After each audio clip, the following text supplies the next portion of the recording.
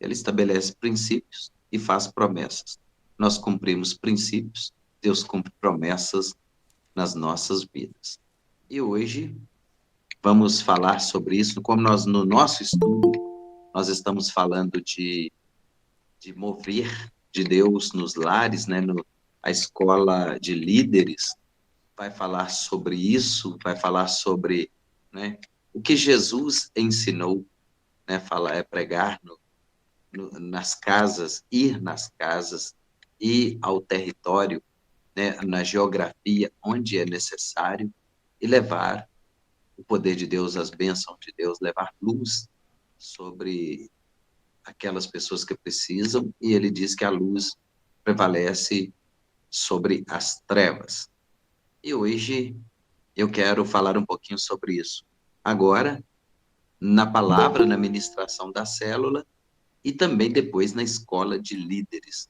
Nós vamos falar sobre a importância de celebrar um culto em um lar, né, para entendermos que o nosso território, a nossa geografia ou a ambiência, né, o lugar em que estivermos, tem que haver o mover, tem que haver o sobrenatural. Talvez o ambiente poderia ser tenebroso, poderia ser de trevas, mas nós temos que levar luz sobre as trevas e trazer a transformação daquele território, daquela geografia. Mas vamos para a palavra de Deus, vamos abrir em Atos dos Apóstolos. Nós vamos ler o capítulo número 16. Atos 16, versículo número que nós vamos ler.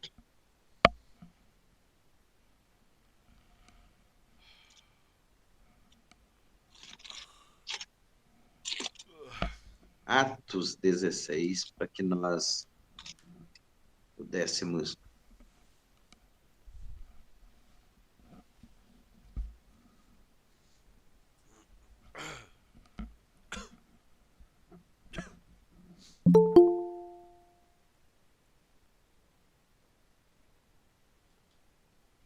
Atos 16, nós vamos ler a partir do versículo 14.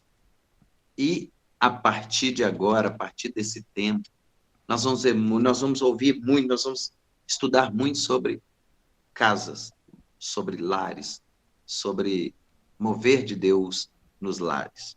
16, versículo 14, diz assim: E uma certa mulher, chamada Lídia, vendedora de púrpura da cidade de Tiatira, e que servia a Deus, nos ouvia. E o Senhor lhe abriu o coração para que estivesse atenta ao que Paulo dizia. Depois que foi batizada, ela e a sua casa, por favor, vou fazer questão de frisar bem essa palavra toda vez que eu passar em uma palavra casa, para que você entenda. Depois que foi batizada, ela e sua casa, nos rogou, dizendo: Se haveis julgado que eu seja fiel ao Senhor, entrai em minha casa e ficai ali, e nos constrangeu a isso. E aconteceu que, indo nós à oração, nos saiu ao encontro uma jovem que tinha um espírito de adivinhação, a qual, adivinhando, dava grande lucro aos seus senhores. Esta, seguindo a Paulo e a nós, clamava dizendo: Estes homens que nos anunciam o caminho da salvação são servos do Deus Altíssimo. Porque eu estou lendo um texto longo, para que você compreenda e grave bem este capítulo. Isto fez ela por muitos dias. Paulo, perturbado, voltou-se e disse ao Espírito: Em nome de Jesus Cristo, te mando que saias dela. E na mesma hora saiu. E vendo seus senhores que a esperança de seu lucro estava perdida, prenderam Paulo, Nossa, tu é de Betinho. prenderam Paulo e Silas e os levaram à praça à presença dos magistrados. E apresentando-os aos magistrados, disseram: estes homens são judeus, perturbaram a nossa cidade e nos expõem a costumes que não nos é lícito receber nem praticar, visto que somos romanos. E a multidão se levantou unida contra eles. E os magistrados, rasgando-lhes as vestes, mandaram açoitá-los com varas, e, havendo-lhes dado muitos açoites, os lançaram na prisão e mandaram ao carcereiro que os guardasse com segurança, o qual, tendo recebido tal ordem, lançou no cárcere interior e lhes segurou os pés no tronco. Perto da meia-noite, Paulo e Silas oravam e cantavam hinos a Deus, e os outros presos os escutavam. E, de repente, sobreveio um tão grande terremoto que os alicerces do cárcere se moveram, e logo se abriram todas as portas, e foram soltas as prisões de todos. Acordando o carcereiro e vendo abertas as portas da prisão, tirou a espada e quis matar-se, cuidando que os presos já tinham fugido. Mas Paulo clamou com grande voz, dizendo: não te faças nenhum mal, que todos estamos aqui. E pedindo luz, saltou dentro e, todo trêmulo, se prostrou ante Paulo e Silas. E, tirando-os para fora, disse: senhores, que é necessário que eu faça para me salvar?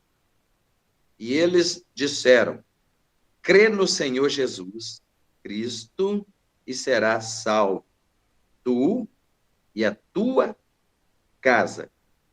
E lhe pregaram a palavra do Senhor e a todos os que estavam em sua casa. Amém? Olha, vamos orar. Pai querido, em nome de Jesus, mais uma vez, nos reunimos, papai, ante o Senhor, ante a tua face. E queremos, papai, sermos gratos ao Senhor por esta oportunidade, porque nós estamos aqui, papai, crendo que o Senhor é Deus, é soberano e é poderoso para fazer infinitamente mais sobre as nossas vidas, além de tudo aquilo que pedimos ou pensamos. Fica conosco, papai, neste momento. Nos dê a graça da sua doce e maravilhosa presença. Esteja conosco, papai, nesta hora. Já te agradecemos. Em nome de Jesus. Amém. Glória a Deus. Olha, não tem como nós falarmos de célula se nós não entendemos o projeto de Deus, o plano de Deus, através da vinda de Jesus. Então, a palavra de Deus diz que Jesus, ele, até no trabalho que eu passei para vocês, a leitura, né, de alguns textos bíblicos, como dever de casa, nós podemos entender, principalmente em Mateus 10, né, a partir do primeiro versículo até o 8 e o 9, vocês já vão ver a ordem de Jesus, né? Não entrareis em cidade de samaritanos, vocês, né, vão de 2 em 2, vocês vão receber poder, autoridade sobre os espíritos imundos para os expulsar e curar toda sorte de enfermidade, todo mal, e indo pregar e dizendo: é chegado o reino dos céus. E no capítulo 10 de Mateus, Jesus vai se referir sempre à casa, a você entrar numa casa, se a casa for digna, vai descer sobre ela a vossa paz, se a casa não for digna, você vai sair daquela casa, vai sacudir a poeira do seu pé, porque no dia do juízo vai haver menos rigor para o país de Sodoma e Gomorra do que para aquela casa. Então, a orientação de Jesus era pregar preferencialmente nas casas, nos templos. Jesus ia, sabe para quê? Pregar para fariseus, saduceus, publicanos ou doutores da lei. Por quê? Eles eram os homens orgulhosos. Eles tinham orgulho porque achavam que eram sábios demais por conhecerem a lei de Deus, por conhecer a Torá, o Pentateuco, como eu já disse aqui, né? Tinha vasto conhecimento sobre o Decálogo, sobre os 10 mandamentos. Só que eles se achavam perfeitos demais pelo fato de conhecerem. E Jesus nos ensinou ao contrário. Quanto mais nós aprendermos dele, das coisas dele, dos ensinamentos, das instruções dele, mais nós teremos que sermos humildes. Porque os mistérios de Deus, o que está revelado e é para nós, é revelado a nós e nós vamos aprender a entender.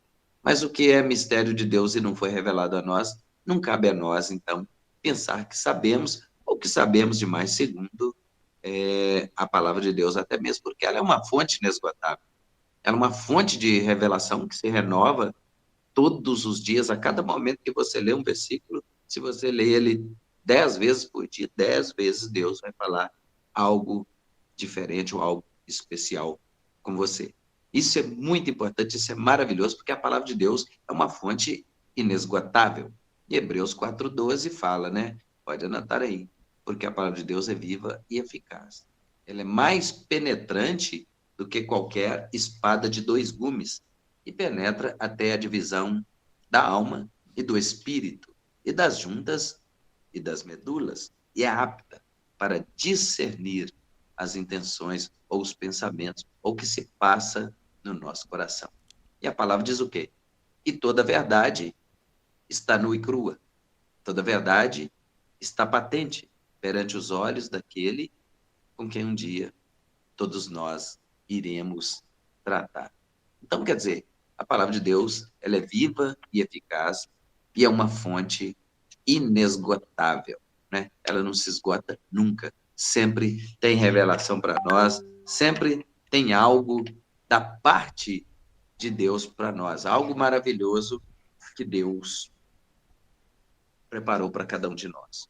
Olha só, antes de entrarmos no assunto propriamente, eu quero dizer para vocês algo. Olha, Deus se agrada em nos dar um lar. Ele ama as nossas casas, pois são lugar da sua centralidade. Onde ele quer falar conosco, né? Mateus capítulo 10, versículo 7, eu já citei aqui, né? Até ao 15, ele faz referências às casas.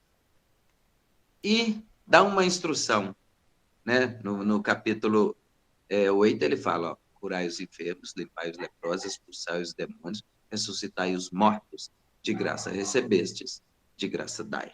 Então, existe uma ordem do reino dizendo que o evangelho só será cumprido se formos de casa em casa. É o que nós não estamos fazendo. Nós não estamos cumprindo o ID de Jesus, nem para ir nas casas e muito menos para abrir a porta da nossa casa.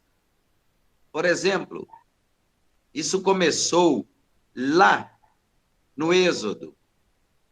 Lá no Êxodo, quando Êxodo capítulo 12, quando foi instituída a primeira Páscoa.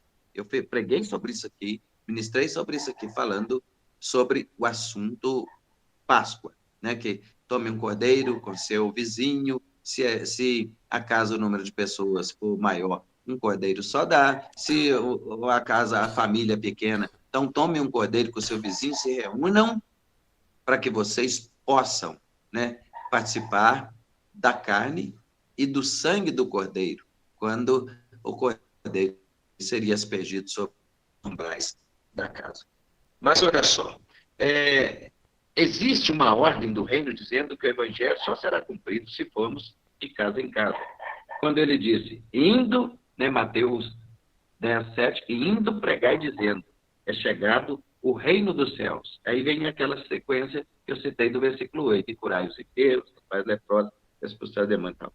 Aí, e na sequência ele vai falar de inúmeras coisas que é instrução para nós, né? Aqui ele fala aqui que eu falei, ó, olha, quando vocês chegarem em uma casa, vocês vão saudar aquela casa com a sua paz. E se a casa for digna, vai descer sobre ela a sua paz. Se a casa não for digna, vai voltar para você. O seu trabalho não será em vão. Você não vai perder nada por ter trabalhado, porque a sua paz vai voltar para você. E se ninguém vos receber nem escutar as vossas palavras, saindo daquela casa ou cidade, sacudir a poeira dos vossos pés. Em verdade vos digo que no dia do juízo haverá menos rigor para o país de Sodoma e Gomorra do que para aquela casa ou cidade. Então, o que Jesus tem em mente para trabalhar no quesito casas é escolhê-las como parte da integrante do seu ministério. Ele quer as casas. Ele quer que as casas, por quê? Também as deseja. Por isso, as menciona e direciona. Então, o segredo está nas casas. Mas vamos entrar aqui em Atos 16, a partir do versículo número 14, quando a palavra diz que uma certa mulher, né, às vezes, né, graças a Deus, isso já acabou há muito tempo, né? Um tempo atrás, pessoas questionavam, porque onde que... E a gente explica, né, passa muitas referências, mas olha só para você ver, uma mulher virtuosa, que a Bíblia retrata, relata aqui a história dela. Essa mulher chamada Lídia, ela era vendedora de púrpura, né, e era da cidade de Tiatira, que servia a Deus. Ela ouvia a pregação de Paulo, né, e de Silas, né? E o Senhor lhe abriu o coração para que estivesse atenta ao que Paulo dizia. Então, o apóstolo Paulo, ele estava naquela cidade enviado por Deus, ele e Silas, para pregar o evangelho, para levar as boas novas, a notícia de salvação, né? Para aquele povo. Então, ali eles batizaram, né? Porque eles estavam cumprindo o ID de Jesus. Marcos 16, 15. Ide por todo mundo e pregai o evangelho a toda criatura. Quem crer e for batizado vai ser salvo, mas quem não crer será condenado. E ele disse, e estes sinais hão de seguir os que crerem. Então, Jesus vem com, de novo, a recompensa de quem crê, né? Em meu nome expulsarão demônio, em meu nome falarão nova língua, em meu nome pegarão na serpente, em meu nome, se beberem alguma coisa mortífera, não lhes fará dano algum, em meu nome vocês curarão os enfermos e imporão a mão sobre os mortos e eles vão ressuscitar. E hoje aconteceu um episódio que nunca tinha acontecido comigo. Estava passando um homem, eu estava do lado de fora, mexendo com as enxadas ali, cavando umas enxadas para usar mais tarde, na preparação lá do novo templo. Passou um homem, eu conheço ele, tem-se muita intimidade com isso. E de repente um homem parou e ficou parado. E de repente ele começou a dar uns passos para trás, eu falei assim, ô moço, vai para frente, senhor. Mas só que ele deu 3 passos para trás e caiu. E já caiu, eu entendo que ele infartou. E ele já caiu, e eu corri para acudir, daí a pouco vem outro rapaz, não, ele está morrendo, ele está morrendo, ele está morrendo, daí a pouco ele pega no pulso dele, e o homem o coração tinha parado. Eu falei assim, em nome de Jesus, eu não aceito esse homem morrer na porta da minha casa, eu repreendo o espírito da morte. Eu falei, espírito da vida, entra nele de novo. E aí, assim que eu falei isso, ele começou a mexer o olho. Começou a mexer o olho, e a gente foi, sabe, assim, aquele propósito com aquela intenção de ver ele viver de novo, até mesmo porque seria muito desagradável um homem morrer, chamaram SAMU ficou perguntando coisa demais, e se fosse um caso de um infarto fulminante, já era, eu não sei se foi, mas o que eu sei é que o homem caiu e começou a debater, depois apagou. Mas o que eu quero dizer com isso? A oportunidade que Deus, às vezes, nos dá, não é uma oportunidade agradável, porque é a oportunidade de você orar para alguém que está passando mal, para alguém que caiu ali, sofreu um mal súbito ali, e de repente, aquilo ali, o espírito da morte, às vezes, entrou na vida da pessoa no momento que a gente está por perto. E se a gente não faz nada, nós perdemos uma ótima oportunidade de ressuscitar um morto. Isso, né, nós não podemos. Até mesmo a pessoa que chega passando por uma enfermidade ou um mal próximo a gente, e a gente orar para que essa pessoa ela tenha a sua saúde restaurada, restabelecida.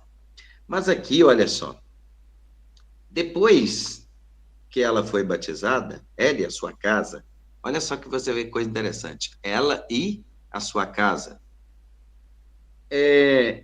nos rogou dizendo, se haveis julgado que eu seja fiel ao Senhor, entrai em minha casa e ficai ali. E ela nos constrangeu a isso. Ou seja, sabe aquele convite que não tem jeito de você recusar? Aquele convite que não tem como você falar não, porque, em primeiro lugar, você está vendo o agir de Deus em seu favor. Talvez eles não teriam lugar para ficar. Agora, Deus está agindo a favor destes homens, porque o Espírito ali está testificando que ela era uma mulher de Deus e eles também. E agora a fidelidade de Deus está se cumprindo. Como?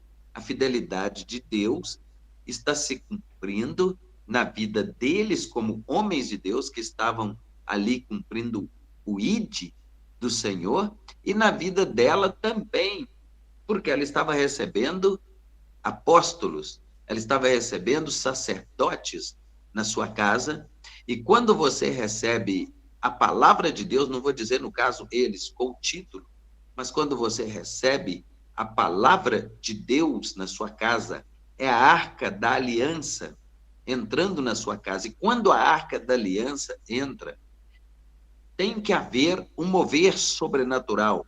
Onde a arca da aliança entra, onde entra a palavra de Deus, a atmosfera muda, os céus mudam, a ambiência muda e tudo tem que mudar. O território é transformado, a geografia se transforma em uma geografia de paz, porque alguém abriu a porta da sua casa para que dois homens de Deus, dois sacerdotes, dois ministros, dois profetas pudessem entrar naquela casa. E automaticamente na casa haveria libertação, cura e transformação, haveria milagres naquela casa. E agora, olha só o que eu vou falar mais. Olha só, depois que ela foi batizada, ela constrangeu eles a ficar. E aconteceu que indo nós à oração, ou seja, eles tinham um tempo determinado de orar, ia para um lugar para orar, e normalmente tinha um horário, né? Normalmente se orava, como tradição do povo hebreu, eles classificam os tempos assim, às 6 horas da manhã é a primeira hora do dia, 9 horas é hora terceira, né? Meio-dia é hora sexta, 3 da tarde é hora nona, e aí vai contando, né? Unidécima, duodécima, até chegar, né? Na hora 6 da tarde, na hora duodécima. Então, eles classificavam assim. Então, subiam ao templo para orar, eles tinham hora, saiu ao encontro uma jovem que tinha um espírito de adivinhação. Nós estamos em uma célula, trabalhando uma célula, e é bom você saber isso. É muito comum alguém chegar, talvez alguém que não tenha muito... Talvez você está vendo aqui a luz oscilando aqui, é porque é lâmpada de LED, de vez em quando ela faz isso. É muito comum você chegar assim e falar assim, adivinha o que eu trouxe para você? Adivinha quem chegou? Adivinha quem eu vi hoje? Adivinhação não é de Deus. Não é? Por quê? Não existe adivinhação.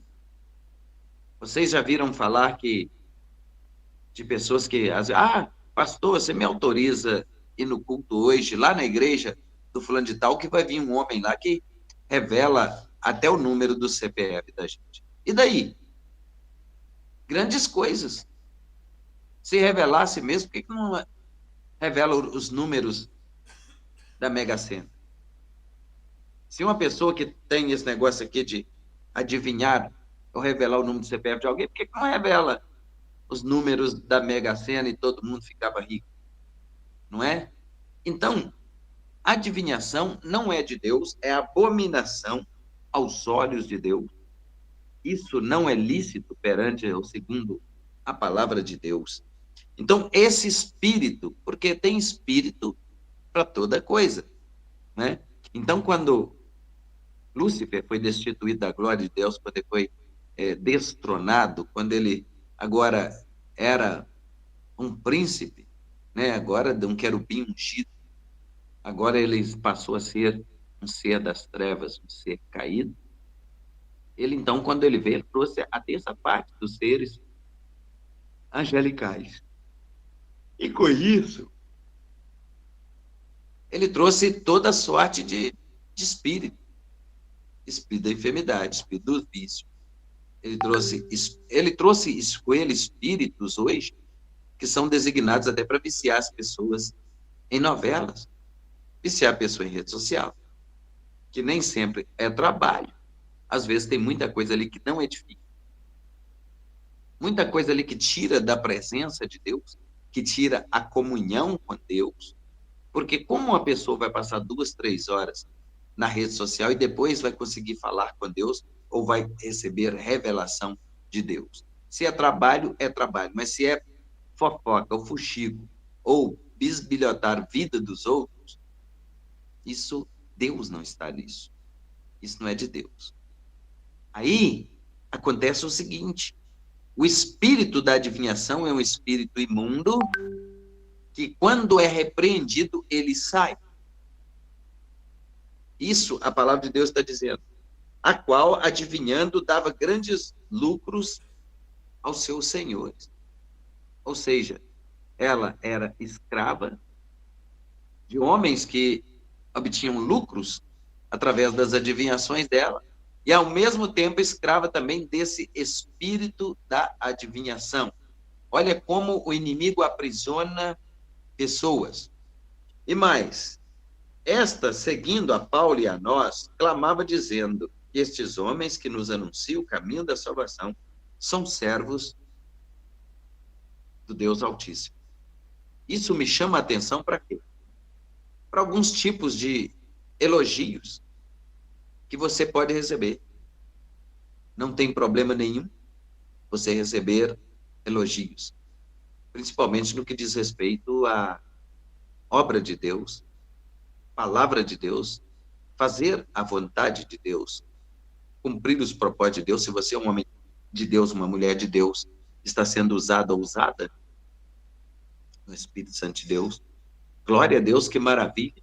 É importante para o seu crescimento que alguém te honre elogiando seu trabalho, etc. Porém, tem um detalhe.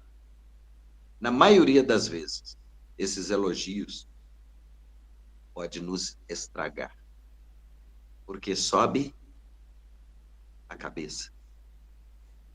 Ó, levanta o nariz, nos tornamos soberbos, altivos, orgulhosos, e foi o motivo da queda de Lúcifer. Então, elas elogiavam, essa menina elogiava Paulo e Silas. Olha, são servos do Deus Altíssimo, esses homens vêm nos trazer a palavra. Era o espírito da enganação. Porque se eles elevassem o seu ego por causa disso, esse espírito ia passar batido, essa menina continuaria escrava, né, sendo possuída e usada por estes espíritos, e aqueles homens obtinham lucros através das adivinhações dela. Mas, continuando, a palavra diz assim: isto fez ela por muitos dias. Então, isso começou a incomodar a Paulo. Mas Paulo ficou perturbado, ficou incomodado com aquilo e voltou-se e disse ao Espírito. Ele repreendeu aquele espírito. Em nome de Jesus Cristo te mando, saia, que saia dela. E na mesma hora saiu. Então, quer dizer, ele não precisou de fazer muita coisa, mas incomodado por este espírito, ele ordenou que esse espírito batesse em retirada. Agora, a consequência disso, olha a consequência disso. Por quê? Muitas vezes nós atacamos. Porque quando a gente vê uma coisa errada, quando a gente vê alguém possuído, quando a gente vê alguém praticando coisas que são abominações perante os olhos de Deus, quando a gente vê pessoas que estão fazendo coisas que em seu juízo perfeito não faria, então é nosso dever combater isso. Porém, irmãos, a parte que mais difícil para nós, hoje eu estou falando isso para vocês, com muita alegria no coração, porque é aprendizado, estamos em uma célula. A parte mais difícil para nós é quando nós atacamos, somos contra-atacados, e quem que o adversário vai usar para contra-atacar? Na maioria das vezes, pessoas próximas a nós, ou pessoas que não conhecem, ou até mesmo familiares. Ele vai contra-atacar, só que nós vamos sofrer os ataques, os contra-ataques, as retaliações, as setas, as ações contrárias do adversário, só que nós vamos lutar contra carne e sangue. Por que às vezes tem problemas, vamos dizer, na igreja ou no ministério de guerra? De irmão contra irmão, de alguém ficar com raiva de alguém. E isso acontece muito. Nós somos treinados, nós somos instruídos, nós somos ensinados a ter maturidade para lidar com situações. Dentro da nossa casa mesmo, às vezes ali, os intempéries, as situações que ocorrem, as inteligências que ocorrem, às vezes nós não sabemos lidar com a situação e nós contraímos para nós confusão, guerras, talvez contra o irmão, contra a pessoa que nos preza. Isso é papel do adversário. Usar uma pessoa que é bem próxima, que te estima, que te preza, que te ama, é papel dele. Fazer com que você fique triste com alguém ou com alguma situação, com algo que ocorreu, e você vai lutar contra quem? Não é contra o adversário. Você não vai repreender a astúcia do adversário. Você vai ficar magoado, ferido, triste, aborrecido. É com o seu irmão ou a pessoa que está próxima a você. Isso se chama retaliação, se chama contra-ataque. Agora, ele não vai se materializar, embora ele possa fazer isso, até em animais, mas ele precisa de um corpo. A Bíblia diz que está ilegal aqui na terra. Lá no Jardim do Éden, ele precisou da serpente para ir lá fazer a tentação. E ele precisa disso. Como que ele vai agir e te deixar triste, deixar ferido, aborrecido, sem usar alguém que você jamais pensaria que fazia isso com você? Nós temos que estar atentos, principalmente nós, os que estão aqui, que depois que terminarmos a célula, vai permanecer para a escola de líderes. Então, nós precisamos estarmos atentos aos contra-ataques, aos ataques, aos contra-ataques, às retaliações, às setas do nosso adversário. Por quê? Nós vamos combatê-lo como? Na oração, no joelho dobrado. Não é na guerra contra a carne e o sangue. Então, olha, e vendo os seus senhores que a esperança do seu lucro, o ataque ou contra-ataque, havia cessado, prenderam Paulo e Silas e levaram à praça, à presença dos magistrados. Qual que é isso aqui? É escandalizar, é envergonhar, né? Aqui, eles queriam escandalizar a palavra de Deus, o evangelho, e envergonhar a Paulo e a Silas. e apresentando-os aos magistrados, ou seja, quem mandava, quem eram os doutores que podia mandar prender e mandar soltar, né? Ou vamos chamar de magistrado, vamos chamar de um doutor, de um advogado, né? Porque até então o magistrado eram as pessoas que tinham poder. Então, eles apresentaram com suas alegações, olha, estes homens sendo judeus, perturbaram a nossa cidade. No versículo 21, e nos expõe a costumes que não nos é lícito receber nem praticar, visto que somos romanos. Mas olha só para você ver, vamos voltar lá no versículo 14, quando fala de Lídia, não é? O versículo 14, né? Fala aqui que Lídia, né? Ela estava cheia do Espírito, atenta às pregações de Paulo e de Silas, converteu a sua casa, batizou a sua casa. Agora, o contra-ataque vem dizendo, olha, ele nos expõe a costumes que não nos é lícito. Ou seja, eram romanos. E Roma, você sabe que até hoje tem essa diferença no que diz respeito à doutrina de Jesus ou à palavra original. Aí acontece, olha só, e a multidão se levantou unida contra eles. Então, quer dizer, agora todos, né, unânimes, contra eles, porque eles pregavam a verdade, mas foram incitados a se levantar contra eles. E os magistrados, rasgando-lhes as vestes, mandaram açoitá-los com varas, né? E isso em praça pública, para envergonhar mesmo, para todo mundo ver. E havendo-lhes dado muitos açoites, lançaram na prisão, mandando ao carcereiro que os guardassem com segurança. Algumas traduções falam assim, guardem-os com a sua vida, ou seja, se eles fugirem, você morre. E o qual, tendo recebido tal ordem, os lançou no cárcere interior e lhes segurou os pés no tronco. Ou seja, além de preso, no cárcere interior significa que além da prisão normal, eles ainda estavam com mais segurança, mais presos, mais no fundo, e mais do que isso, com aguilhões, né, nos pés e nas mãos e presos ao tronco.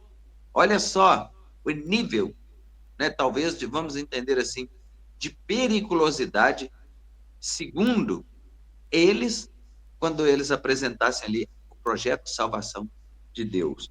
Olha só, prendeu, porque o carcereiro não conhecia. Mas perto da meia-noite, sempre eu falo aqui, meia-noite, a fila é pequena. Se você fizer um propósito de oração à noite ou de madrugada, pode ter certeza que a sua bênção chega mais rápido. De madrugada, né? O Senhor fala em Provérbios, eu amo os que me amam, os que de madrugada me buscam, me acharão. Perto da meia-noite, Paulo e Silas oravam, e cantavam hinos a Deus, e os outros presos os escutavam. Você já reparou quando a gente tem a oportunidade de orar? E a gente faz, como diria um pastor que eu tive, a oração de chup-chup. A gente fica assim, chup-chup. Não que Deus não ouve. Segundo estudiosos, nós temos 10.000 pensamentos.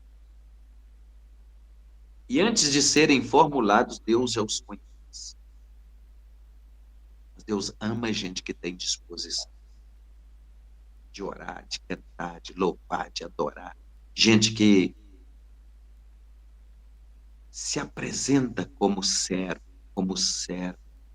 Gente que leva o nome dele, por onde passa, e faz questão de se apresentar como servo, como serva, como homem de Deus, como mulher de Deus. Então, perto da meia-noite, eles cantavam e os outros presos escutavam. Imaginem vocês se estivessem lá, vamos orar, vamos orar baixinho, porque senão o carcereiro vai escutar e vai vir aqui retalhar a gente. Mas não. Eles começaram, eu acho que o louvor foi até uma canção de ninar, porque o carcereiro dormiu. Então, perto da meia-noite, eles oravam e cantavam hinos ao Senhor. Eu imagino que Paulo, Silas, falou: Paulo, e aí, como é que você está? Não, estou todo dolorido, apanhei demais. Minhas costas estão cheias de verga. Minhas roupas foram rasgadas, todo machucado. E você, Silas? Também estou todo machucado, todo ferido, todo rasgado. Mas a garganta está boa. Então vamos adorar ao Senhor.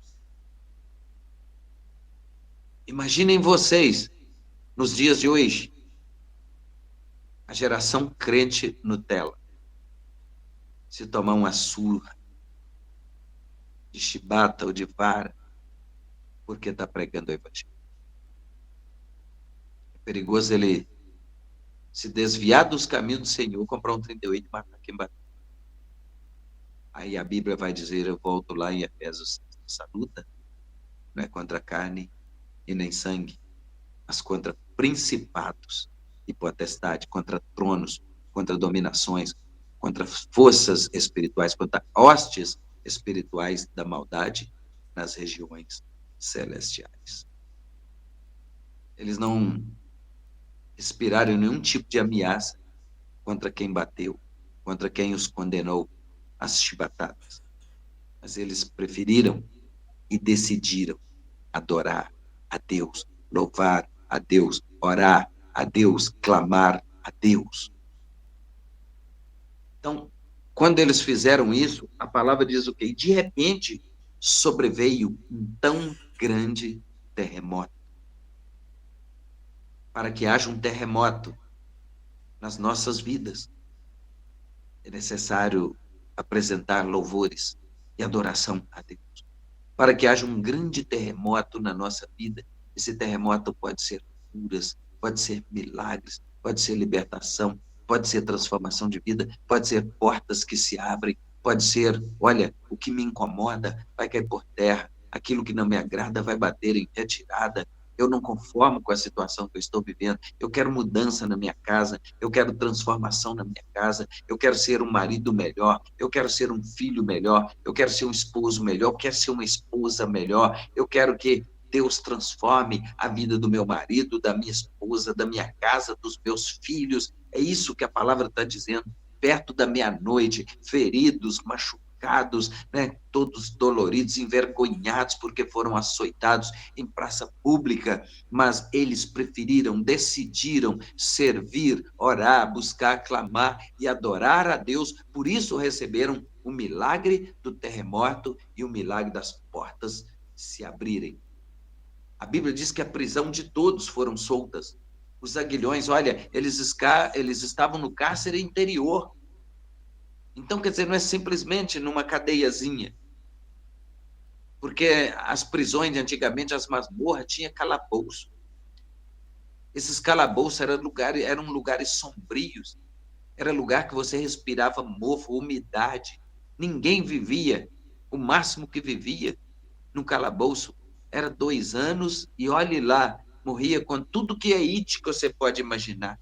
Rinite, bronquite, sinusite, tudo que tiver it, você pode imaginar que com menos de 2 anos a pessoa estava cometida. E, além da friagem, elas contraíam ainda pneumonia, por causa que eram lugares sombrios, eram lugares frios. Mas aqui a palavra vai dizer, olha só, e de repente veio um tão grande terremoto e os alicerces, a base do cárcere, se moveram e logo se abriram todas as portas e foram soltas as prisões de todos. O que nós aprendemos com isso? Paulo e Silas, ali orando e louvando a Deus. O seu louvor não só atingiu o coração de Deus em favor deles próprios, mas todos ouviram e testemunharam que esse louvor, essa oração, essa adoração foi benefício para todos que estavam naquele lugar. Todos foram beneficiados. A importância de eu entender quem sou eu perante Deus e para Deus. Quem é você perante Deus e para Deus? E para as pessoas que vivem à sua volta. Como seres humanos, como humus, como terra, como barro, como pó que somos. Às vezes nós achamos que alguém não é digno de receber uma graça e um favor que foi derramado a mim, mas os alcançou também. Mas é isso que a Bíblia fala. Para que as pessoas possam testificar quem é Deus na sua vida. Para que as pessoas possam testificar que você é usado, que você é usado, que você opera milagres através do poder de Deus manifestado sobre a sua vida, que o Espírito Santo de Deus age através da sua vida, levando cura, levando milagre, levando libertação, levando salvação, levando ressurreição para os mortos, entrando nas casas, nos ambientes sombrios, onde há trevas, onde as trevas predominam e onde as trevas estão. Se nós, como luz, chegarmos, as trevas vão bater em retirada. Isto é palavra de Deus. E mais, a palavra vai dizer aqui, olha só. E aconteceu, versículo 27 de Atos 16. E acordando o carcereiro, ou seja, ele estava dormindo. Eu creio que aquele louvor serviu para lhe trazer calmaria.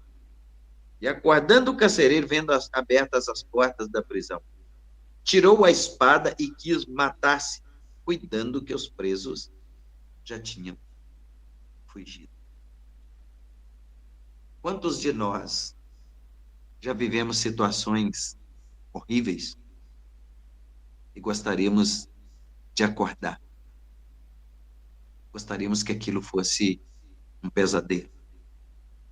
Eu não gostaria de estar vivendo este momento. Eu não gostaria de passar por este momento.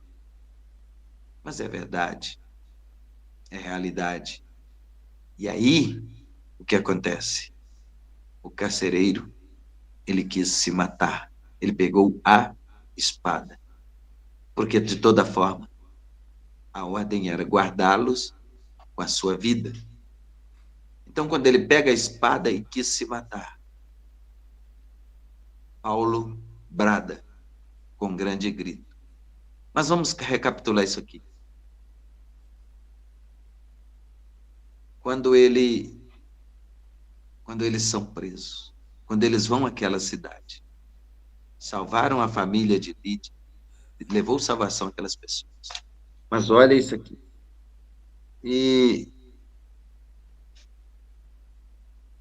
Mas Paulo clamou, versículo 28, clamou com grande voz, dizendo: não te faças nenhum mal, porque todos estamos aqui. E pedindo luz, saltou dentro e todo trêmulo se prostrou ante a Paulo e Silas. Que é isso? Reconhecimento. Esses homens são homens de Deus. Esses homens têm poder sobrenatural operando na vida deles e através da vida deles. Ele se prostrou, ele reconheceu e disse: o que devo fazer para me salvar? Então, ele disse: crê.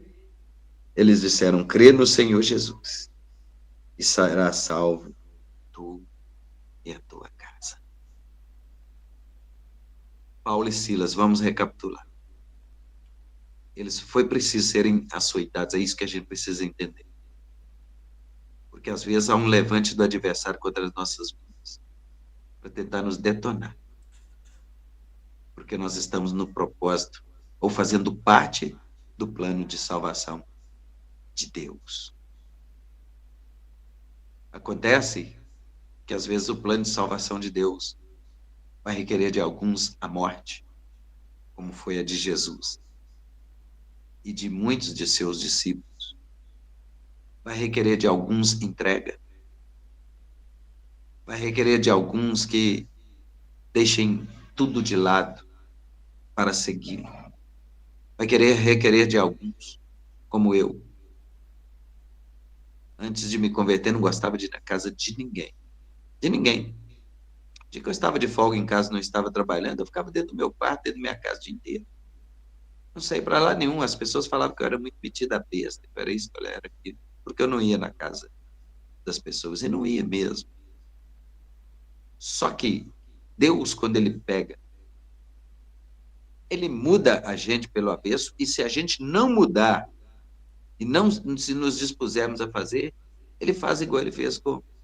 Ele permite acontecer como aconteceu com Paulo e Silas. Ele permitiu que Paulo e Silas fossem na prisão, fossem açoitados. Mas qual foi o pretexto disso? Expulsar o demônio de uma jovem que era um espírito de adivinhação. Então, pronto. O adversário, como ele se vingou? Açoitando Paulo e Silas, rasgando suas vestes, mandando para a prisão. Mas a obra que Deus queria fazer era na vida de quem?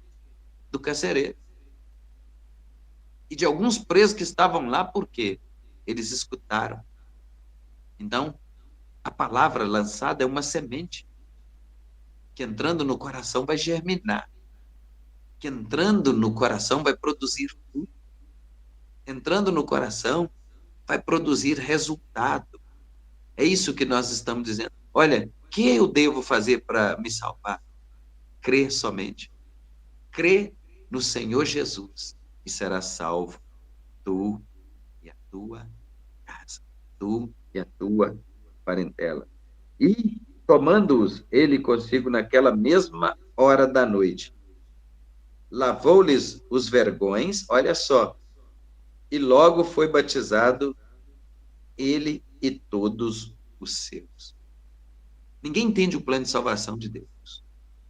E quando nós somos, às vezes, açoitados, até caluniados, quando falam mal de nós, e nós não temos maturidade, inteligência emocional ou espiritual para sabermos contra quem nós estamos brigando, nós brigamos contra as pessoas.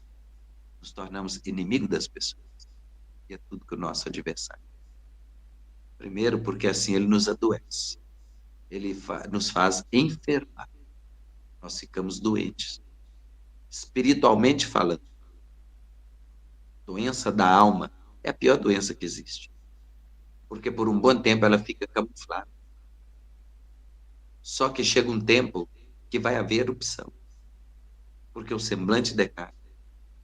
Nós nos tornamos pessoas amarguradas, pessoas tristes, pessoas com resistência a tudo e a todos.